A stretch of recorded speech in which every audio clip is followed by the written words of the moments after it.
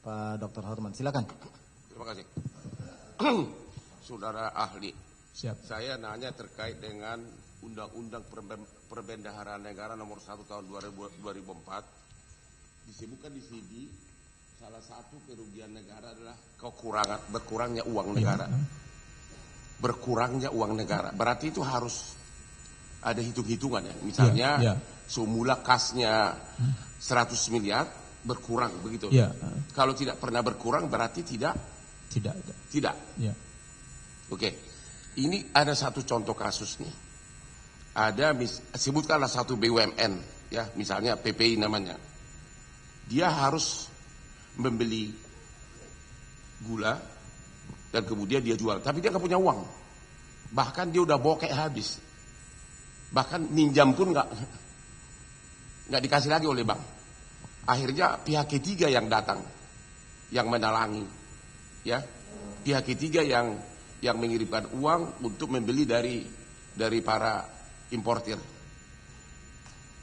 Artinya 1 perak pun uang BUMN tersebut tidak keluar, tidak berkurang dan tidak keluar. Ya, apakah itu kerugian negara? Ya, kalau terkait itu kan itu memang tidak terjadi kerugian negara.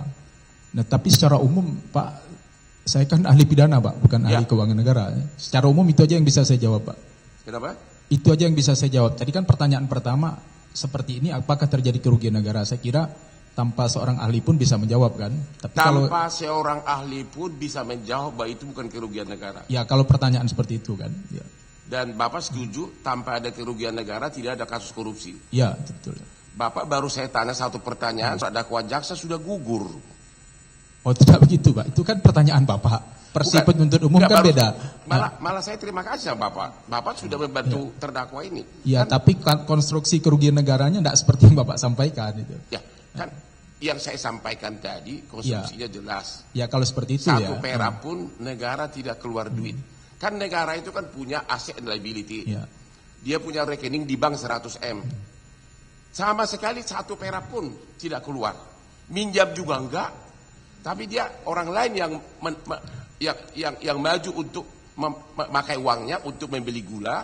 Kemudian BUMN ini hanya dapat keuntungan. Uangnya 5 perak pun tidak keluar. Jadi Bapak sudah jawab jelas-jelas. Orang awam pun pasti bilang itu bukan kerugian. Jangankan kerugian negara, kerugian tukang warung pun itu bukan tukang kerugian, ya kan? Karena 5 perak pun tidak keluar uangnya. Ya, dalam perspektif itu Pak ya, sebatas perspektif itu. Ya, memang segitu. Dalam kasus itu persis seperti ada suatu BUMN nggak punya uang, maka distributor yang semua bayarin. 5 perak pun dia tidak keluar uangnya. Tapi gara-gara itu dianggap merugikan negara. Sudah berbulan-bulan ditahan, termasuk Tom Lembong ditahan juga. Jadi menurut Anda kalau 1 perak pun tidak keluar uang BUMN atau uang negara, itu bukan kerugian negara. Ya, itu satu Pak, satu indikasi ya. Oke, satu indikasi. Pertanyaan kedua, kalau fiksi belum nyata, fiksi, dongeng, kita tahu begini kan orang Pabean mengatakan barang baru kena bea masuk kalau barangnya sudah nyampe di Pabean. Ya. Ini dalam kasus ini barangnya nggak pernah ada, GKP nggak pernah ada, fiksi dongeng. Ya. Tiba-tiba dianggap kerugian negara, padahal barangnya nggak pernah ada, nggak pernah masuk. Apakah itu kerugian negara? Hanya perkiraan.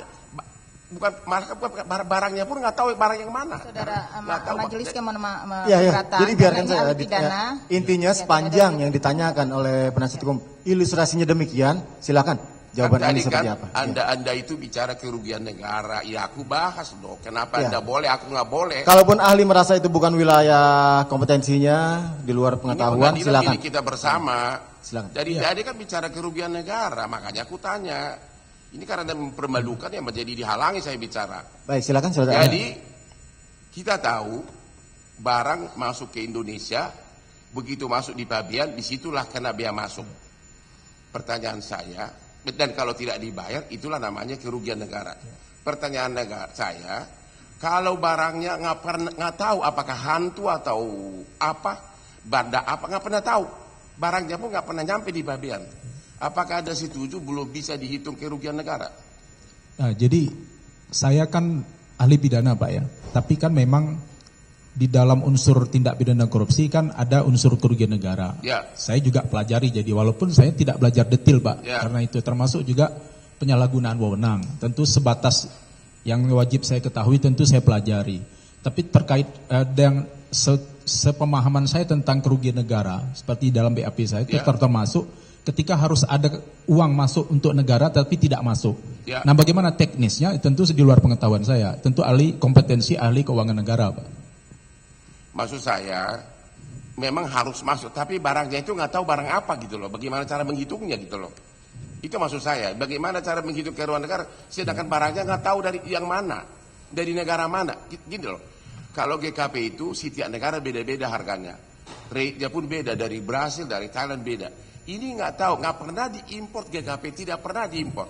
Tiba-tiba dihitung persentase, harganya segini, itunya segini. Padahal barangnya nggak pernah tahu yang mana. Pertanyaan saya, kalau barangnya tidak pernah tahu yang mana, apakah secara logika hukum, sarjana hukum, bahwa memang nggak bisa dihitung BA-nya karena memang itu baru fiksi, baru angan-angan, baru lelucon.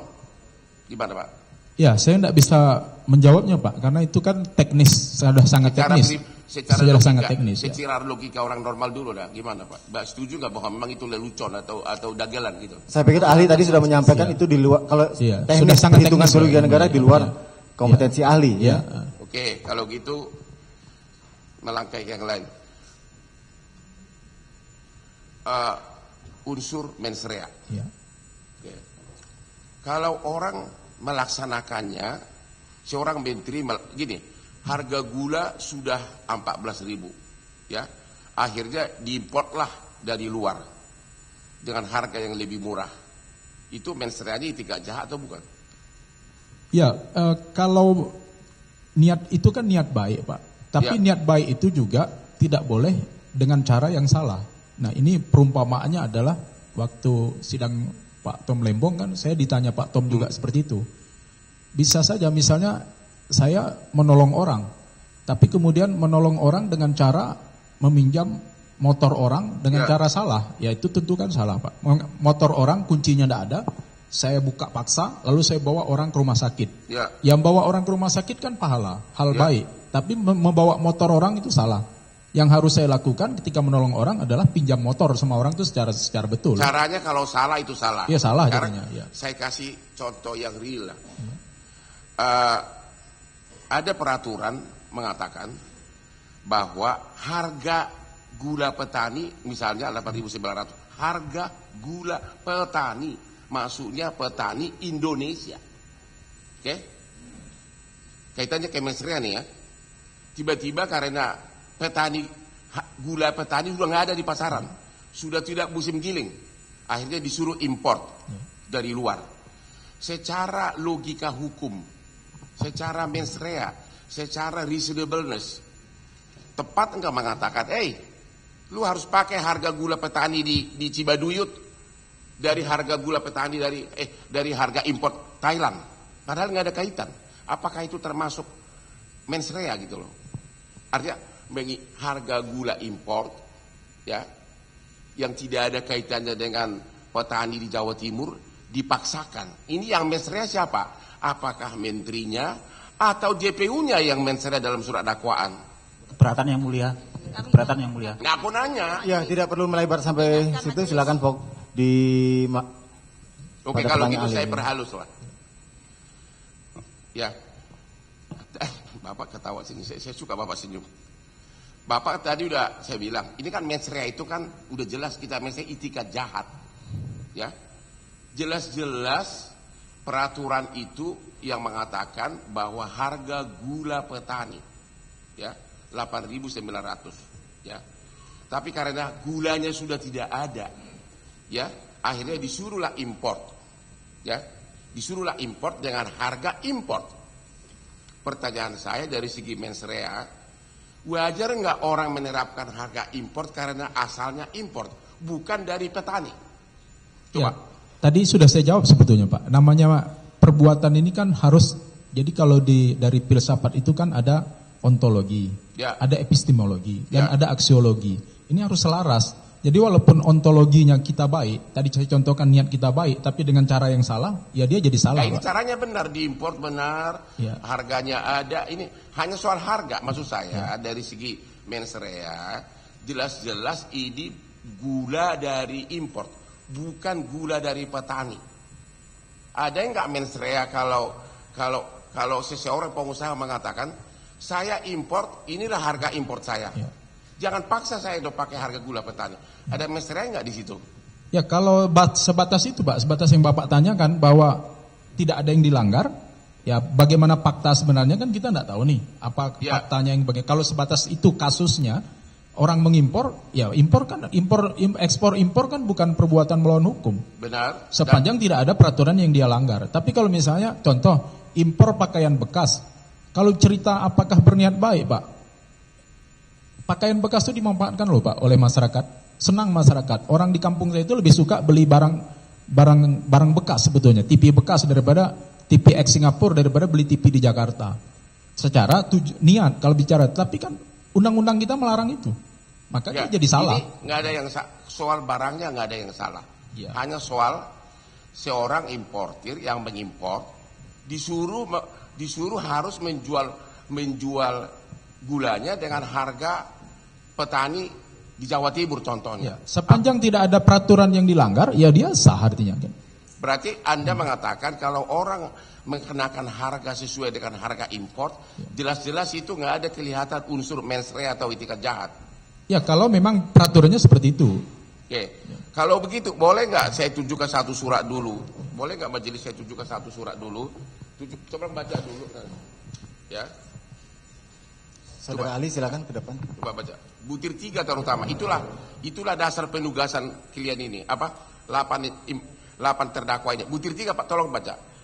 Disuruh mengimpor dari luar negeri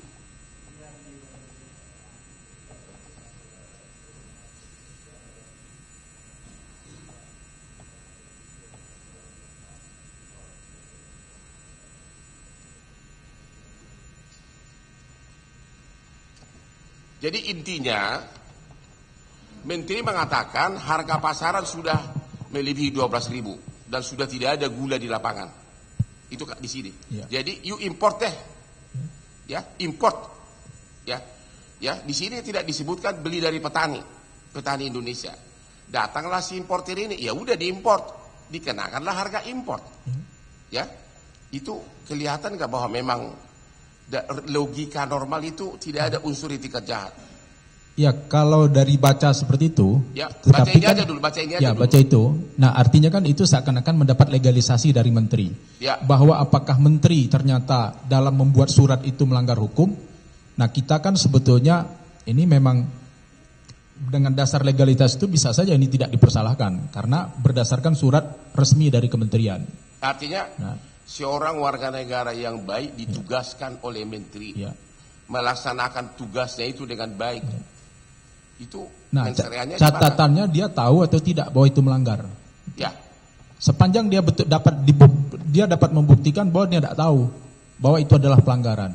Nah sama kayak kasus ya orang mengajak saya misalnya Pak Erdianto kita bisa melakukan tindakan yang contoh tadi impor barang bekas dari Singapura misalnya dan dilegalisasi, tapi kan itu kembali ke pengetahuan saya apakah wajar saya tahu atau tidak tahu bahwa itu melanggar hukum. Penilaiannya harus seperti itu lagi. iya. Saya hanya bicara soal harga. Kalau soal mengenai apakah ada dasar hukumnya, memang kan ahli kan bukan bidangnya kan. Ya, Anda kan ahli pidana bukan ahli peraturan gula. Nanti kalau saya tanya peraturan gula berdebat lagi kita. Ya. Karena memang itu bukan bidang Bapak. Ya, aku juga bukan bidang saya itu. Saya hanya tanya dari segi mens rea atau itikat jahat. Menteri bilang, ini gawat nih, Indonesia sudah butuh gula. Sekarang udah 12.000. Kamu coba import deh. Ternyata diimport dia berhasil cuma 9.000. Jadi 12.000 di pasaran, ini terdakwa ini berhasil mengimpor gula cuma 9.000. Negara untung 3.000 dari harga pasaran. Tiba-tiba didakwa oleh jaksa. Kamu melakukan korupsi, harusnya kau pakai harga gula dari petani di Indonesia. Padahal ini impor dari luar negeri. Mens reanya, sepintas saja dulu bahwa Anda melihat di sini kelihatan tidak ada mens reanya. Setuju nggak? Kan kita Izin yang mulia, sama-sama. saya kira sudah dijelaskan di awal. Ya, tadi. kita tunggu pendapat ahli. Bapak S3 juga atau sama kita sama-sama cum laude kali ya? Ya. Tapi saya pikir dari seluruh pertanyaan sudah diajukan, intinya ahli menjawab sepanjang itu tidak melanggar hukum. Ya, Ya. demikian kan, sepanjang tidak melanggar hukum. Ya, sepanjang Lain halnya dia kalau sebaliknya. Ya, Ya. ya, sepanjang dia betul-betul tahu bahwa itu tidak melanggar hukum. Tapi kalau dia seharusnya tahu sebagai seorang importir kan dia harusnya tahu peraturan Setuju. tentang impor. Ya. Apakah bisa secara logika sangat normal barang diimpor tapi mau dipaksakan pakai harga petani di Cibaduyut? Itu maksud, itu inti persoalannya. Hanya itu inti kasus ini, hanya satu. Barang diimpor dari Thailand, gulanya, tapi mau dipaksakan pakai harga petani di Cibaduyut atau di daerah. Anda sebagai sarjana hukum melihat ada sesuatu yang salah nggak? Tuduhan seperti itu, memaksakan seperti itu. Orang impor tebunya dari luar, gula mentah dari luar, tapi udah jelas-jelas instruksinya import. Dan import ini tidak ada larangan, boleh. Ya. Dan pertanyaannya sekarang, kok sudah masuk dia jual, kau kemahalan.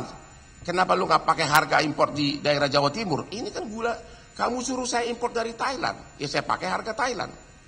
Secara mens reanya Anda melihat di sini, setuju nggak dengan saya terlalu jauh atau tidak ada? Kalau begitu Pak, kalau begitu faktanya. Ini kan kalau. Iya, kalau jika kita berandai-andai ini Pak, ya, Benar, jika berandai. maka. Ahli itu berandai-andai. Iya, kok. iya, kita kan tidak, kalau masuk menilai kasus kan tentu kewenangan majelis. Benar. Nah, tetapi kalau berandai-andai seperti itu kan apakah ada pelanggaran hukum atau tidak dari situ? Itu yang saya juga tidak tahu kan apakah Ya, itu tapi pelanggaran dari hukum atau harga tidak. tadi benar-benar Ya. kelihatan nggak ada mens rea ya.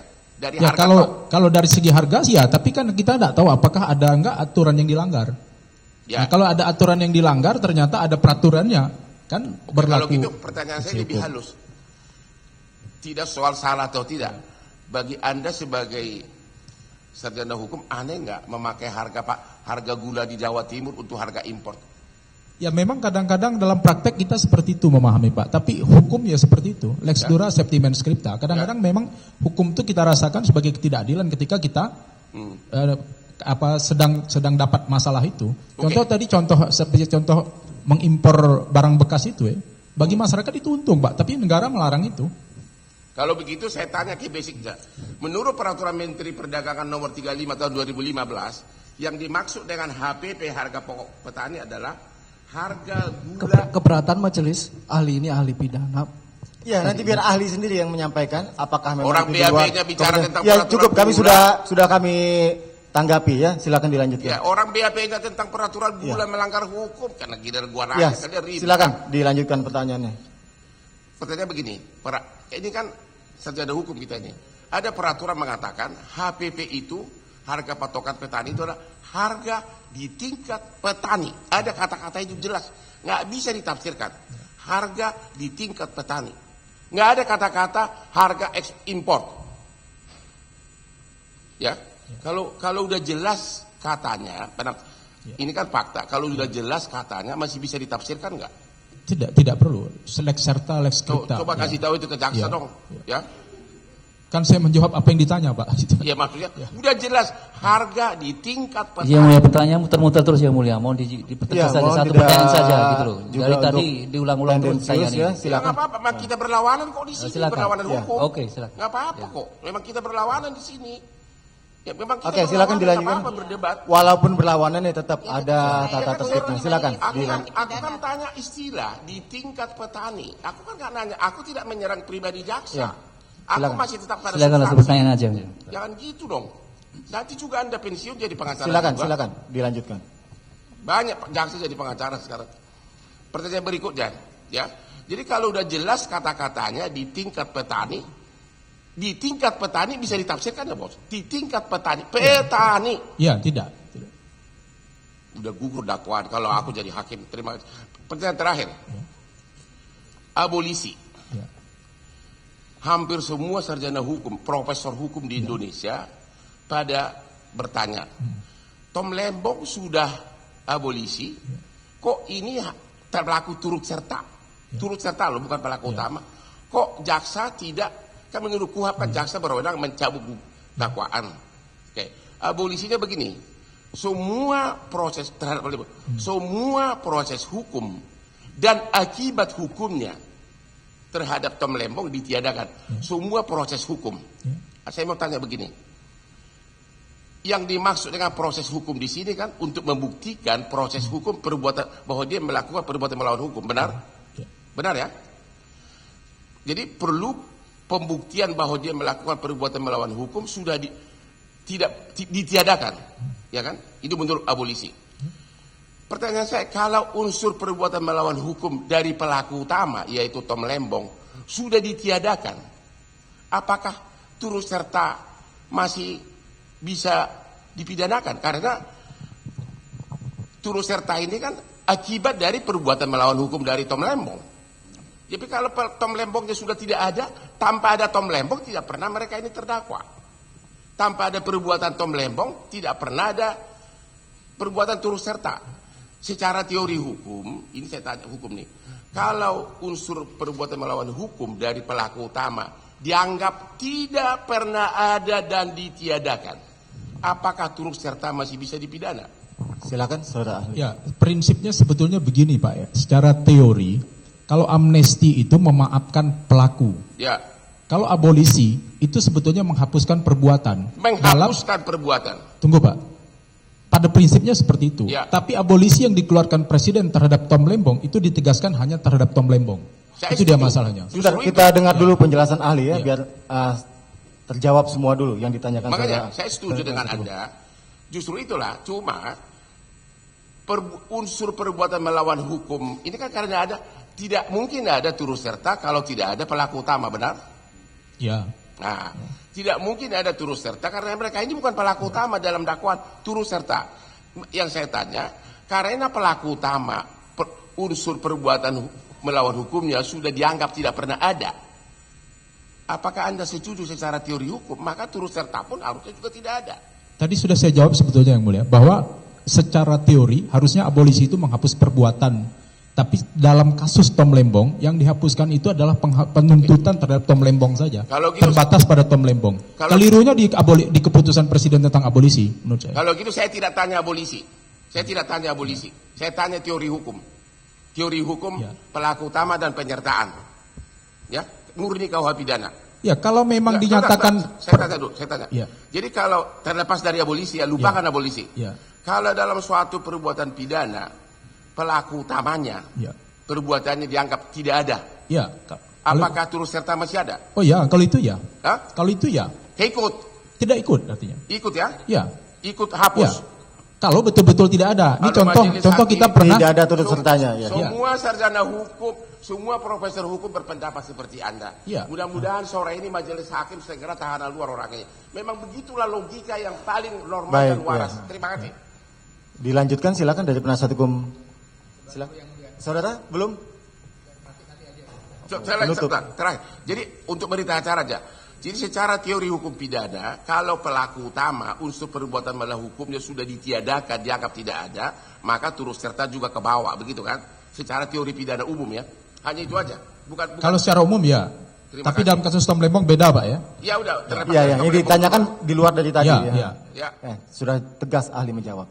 Dari penasihat hukum lainnya sudah